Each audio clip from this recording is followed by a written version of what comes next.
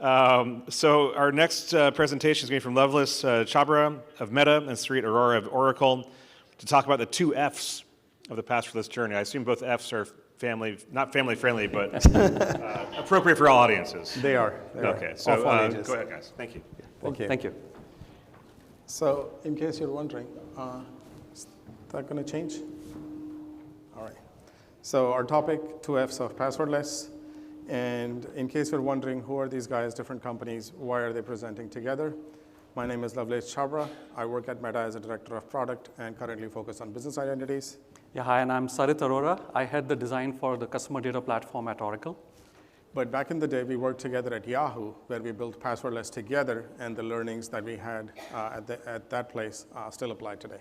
So that's sort of how we come together to build this presentation. So moving on. So this is just to make sure everybody is aligned. This is passwordless before there were passkeys. You'll see similarities in the flow and the learnings between what we had then and what we have today. We were in a situation where we built this before the industry was ready for it. So we had to do our own steps and missteps and learn some of the things that we did. And you'll see some similarities between the last talk, if you were here, and this one as we go.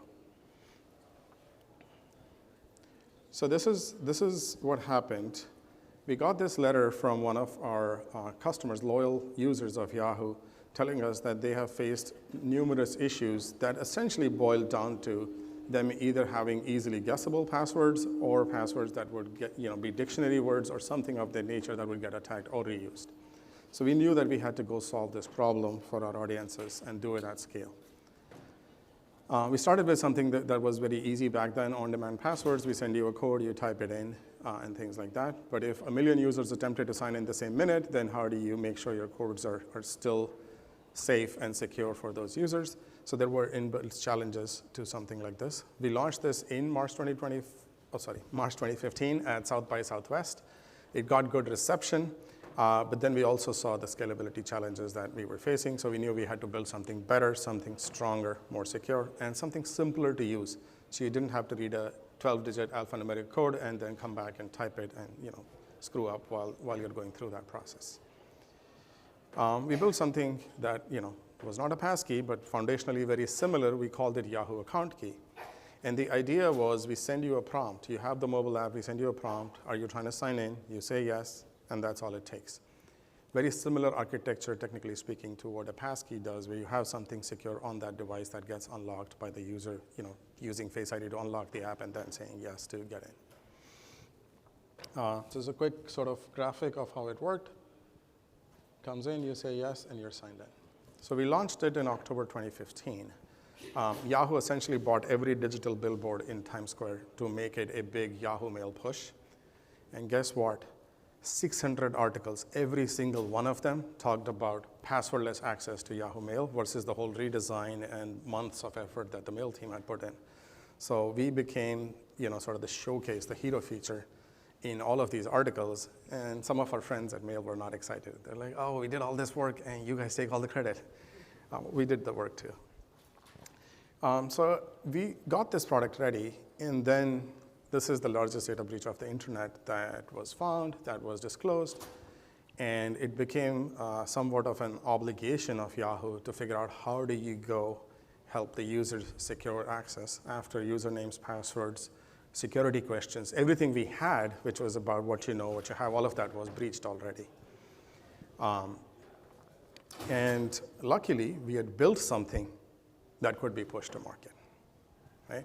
So I'll pass on Sarit to continue the story. Yeah, as Lovlesh mentioned, we had the largest data breach. I think upwards of some 400 million user accounts were breached, right? That was huge. So we were under tremendous pressure, but given the fact that we already had a product out in the market, it helped us with some sort of redemption.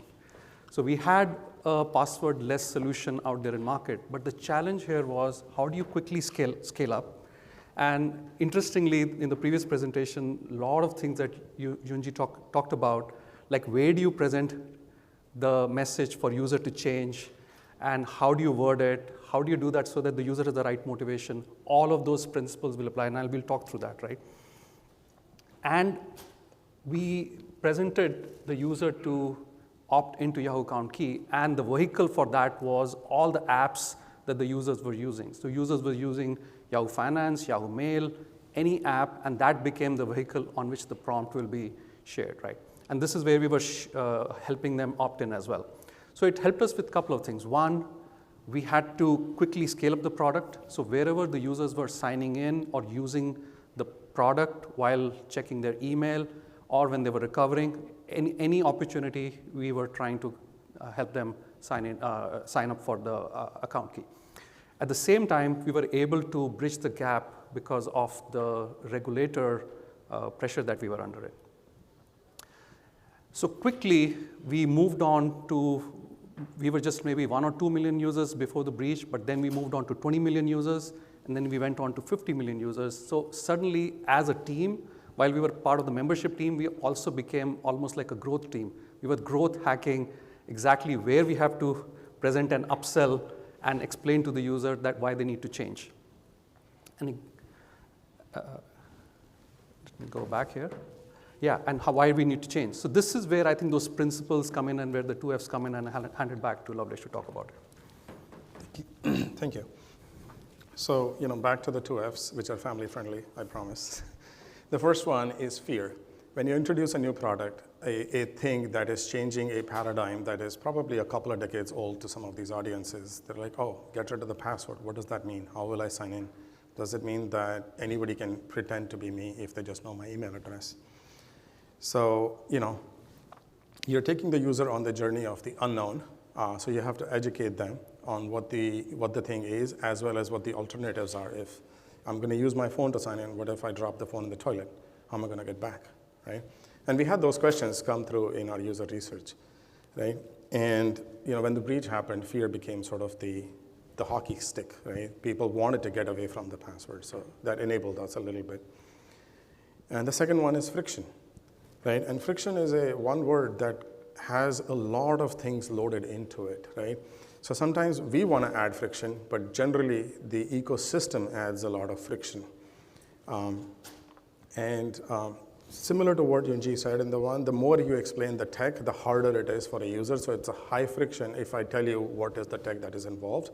The more I keep it on user context, the more I keep it on how you will use the thing, the more they are able to accept the new technology. So this is an example of how we were trying to understand user friction and figure out how to solve it. What if your notifications are turned off because you were getting spam emails and you decided you didn't want it, or sports season is done, so you turn off Yahoo Sports notifications because you didn't care about other sports, right? So all those kind of scenarios, what is the user experience in those scenarios and how do you solve for it? And then to talk about the next F, a bonus one, we said two, but there's a third one. So we have a third bonus F, which is the flow. So the challenge is that fear and friction is a known thing. However, we need to make sure that from a user experience perspective, the user should neither feel the fear and they should neither feel the friction. And that's where the flow comes in.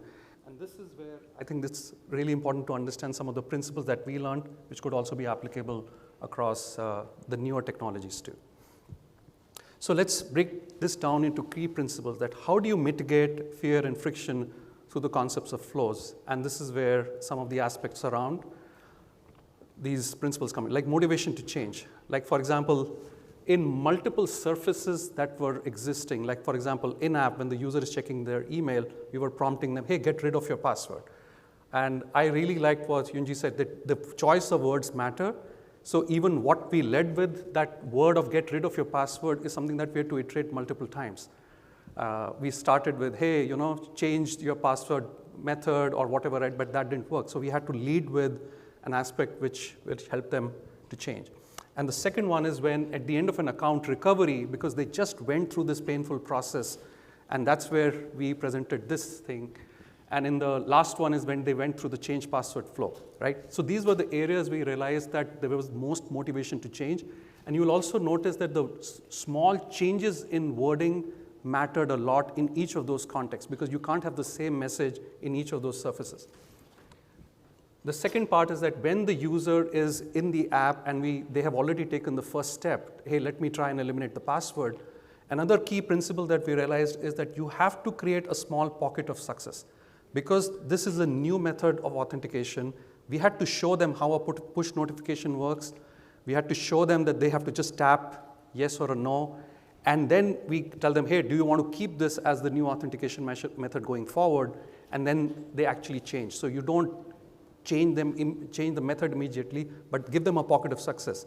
And this is another key big principle related to user experience design, that you have to provide user confidence that this technology actually works before they actually make the change. Because users who had even opted in, months later, they were still searching for their password because they didn't realize they had actually opted into the new method of authentication. So this almost put a pause, but at the same time, give them a pocket of success.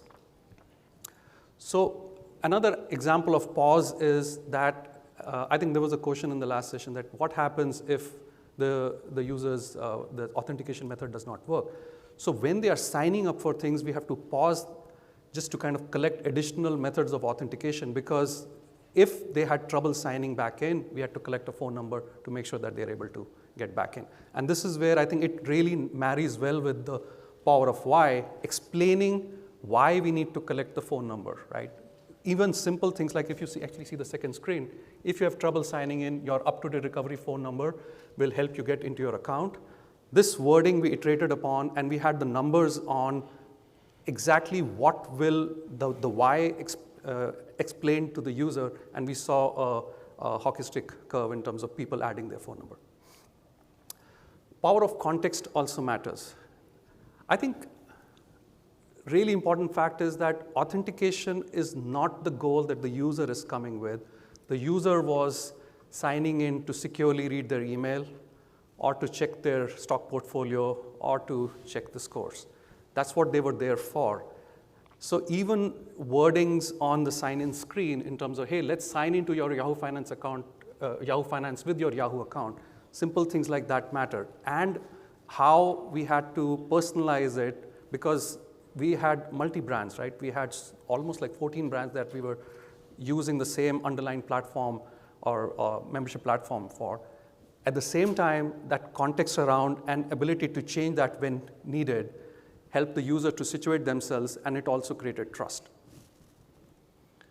So to go back in terms of how it created optionality of choice, I'll hand it back to Lovlesh. Yeah, so this was a new product, new ways of logging in.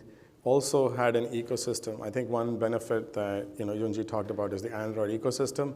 We don't own a platform. We're building a product that runs on those platforms. We're going to be playing in the application layers, right? So what is the way that if something falls through, we can provide user an optional choice to say, okay, if that didn't work, the account key didn't work, you can use something else, and continue to tell them that there are options out there so they continue to build confidence that they can continue to be in their account. And we did extensive user research. Every other week would bring in users. Engineers on our team would actually watch live sessions as they were happening to make sure we understand what works for the user, what gives them an aha moment versus what feels like friction. And the idea was that we pick up the burden of building a system secure enough that the user doesn't have to worry about security. It is the system builder's job to go make it a secure system. So in summary, we have the 3 F's, the motivation to change to tackle friction, the power of pause the motivation of change to tackle fear, the power of pause to tackle friction, and build a flow that includes the why, that gives you the optionality of choice, and provides you the right amount of context with the right language and the right UX. Are these learnings still current and applicable, right? So I think you can already see the previous talk and this one have a lot of things in common, but just broadly speaking, passkeys are a new technology. If you go to the average consumer, like people that are not in tech, it still feels like magic. It's like, oh, is it really magic I can trust, or is it secure enough?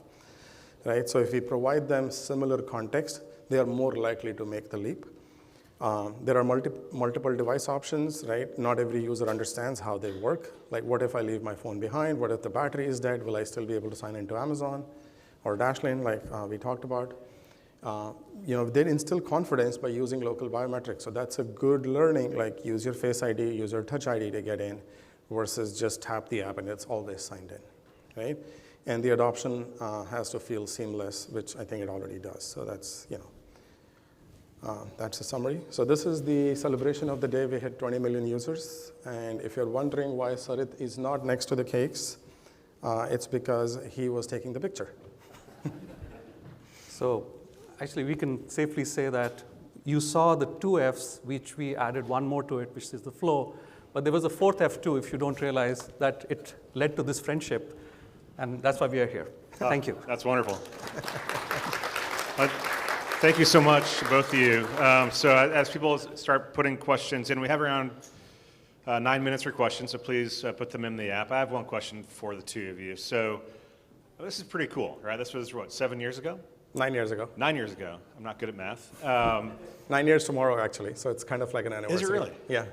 So, I mean, looking back on this, like, what would the 2024 versions of Sarit and Lovlesh tell the 2015 versions of you? Like, knowing now, what you know now, what would you tell you back then?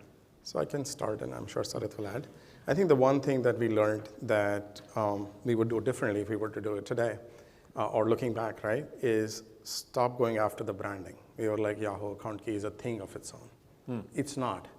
It's just simplify the user experience, secure the user experience, and make it so that it's slam dunk. They don't have to think about it twice, right? Almost the brand doesn't need to exist. Okay? It's the sense of security and comfort. The idea was because we're a multi-app ecosystem, we wanted to have a name, so whether you were in the mail ecosystem or finance, it would feel the same because the name is the same. Yep. So that's one definite learning that we've had that we would do differently. Yeah. Maybe just to add to that, I think in some of our flows, we had the language of account recovery, right? Hey, do you want to recover your account or something like that? We actually even moved away from that because in users' mind, they are not recovering their account. They're just still trying to sign in. So whether it was a code that gets sent on the phone or on the email or on your alternate email, or they're using a push notification to sign in, it's just one more method to sign in. So that was another big shift that happened. Earlier on, I think we were coming from this very traditional, password is the best method and you get signed in, or a push notification is the best method. But after that, everything was just a sign-in method. Yeah, it's funny, because I was a Yahoo user, and I remember seeing account key, and I was like, I kind of got it, but it was a whole new thing at that point. I'm curious, have the two of you looked through the FIDO UX guidelines? Yeah. And so does this work resonate with you based on your own experiences? It does. It does. Yeah, the way we told the story, initially we were debating if we use the FIDO UX guidelines, but that isn't work that we did, so it felt like we should leave that, but otherwise it does resonate, yes. Yeah, in some ways I think it really validates the work that the Alliance did. Right? Yeah. So you guys were blazing a trail here 9 years ago. Yeah. But there's the truisms hold true, like your F's, right? Yeah. Fear, friction, and flow. Yeah, just a quick anecdote. I was the OpenID board member at that time that told the OpenID Foundation to kick off a UX track back in the 2015-16 timeframe, saying we're building so many things in the foundation, but we're completely ignoring the user that's the other end of this. We're building it based on how engineers and PMs see this, but in the end, it's only the user that can make it successful. What was the OpenID Foundation output for UX? For those at that point, we had kicked off a evaluation exercise to figure out if we could sufficiently do a UX track. Yeah. And then I ended up leaving Yahoo. So yeah. And then I lost the seat on the board. Okay. Okay. I don't see question. Wait, here's one. Okay. Here they come. I was waiting. Okay. Great question. Two great questions. How do you navigate with internal stakeholders who have other priorities? Right, so this is something we hear a lot, like trying to build an internal business case. Like people here know they have to do this, but the people above them or in the organization don't. So how do you deal with internal stakeholder pushback? Yeah, we could talk about one of those stories from our Yahoo days. That is for the stage, and then maybe there's another one for like the cocktail time. Yeah. So I think the navigation is around finding measures of success that they care about. Right? Getting more users to go passwordless is good for the team that's building identity, good for the team that cares about security, but do all of the other products at the company or all of the other stakeholders at the company care about that? Generally speaking, no. But what you can sell is more signed-in users, more users that you have deeper knowledge on, more users that are more engaged with a given app or product because they're now signed in versus just have the product installed. So that was a key moment of learning as we went through the redemption slide. One of the things that actually, with the hockey stick of growth of adoption of a security product, also led to more frequent use of the mail app. Because they're in there, when they say yes, then they see the inbox, and then now they're engaged, right? So it was like an aha moment for us, because mail is a 100% signed-in product. So they were aligned that they want to push this. The other products were not. And then similar learnings happened on Fantasy because it's an app that gets installed seasonally. People delete Fantasy when the season is over, right? But in this case, if they were using Fantasy app to sign in, they would keep the app and then engage with other parts of it, like other sports seasons and things like that.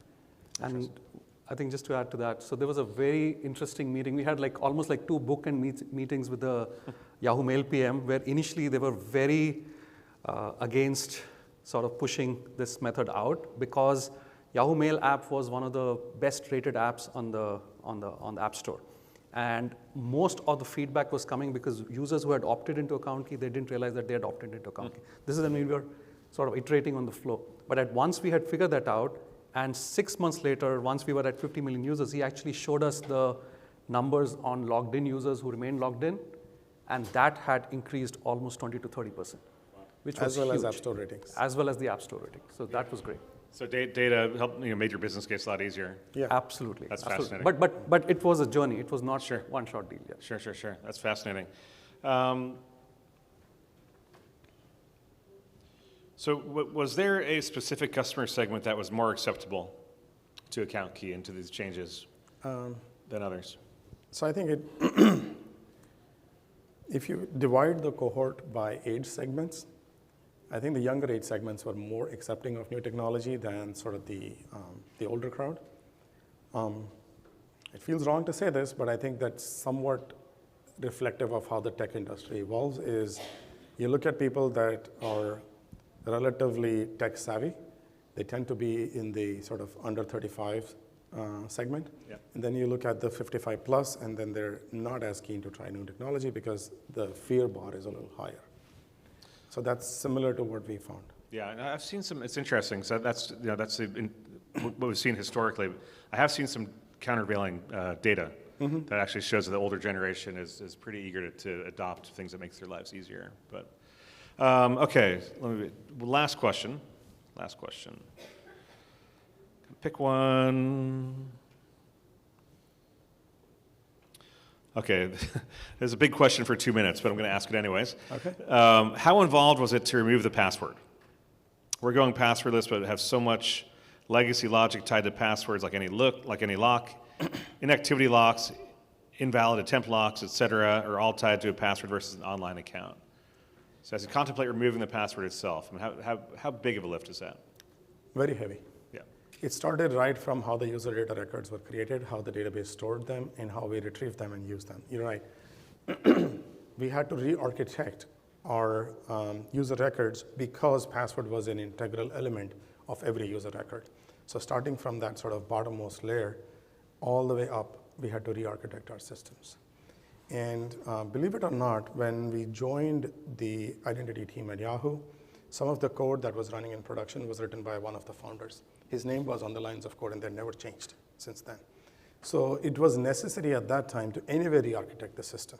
So that was a little bit of leverage that allowed us to be able to re-architect the data storage, the APIs, as well as our integration with the rest of the ecosystem. There were API-based integration within sort of first-party products that would provide a password and then look for is it valid.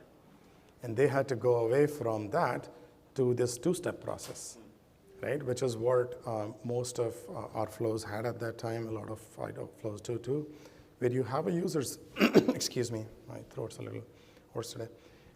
We would take the username and then go back with what is the right authentication vector to use. So we re-architected how those integrations worked.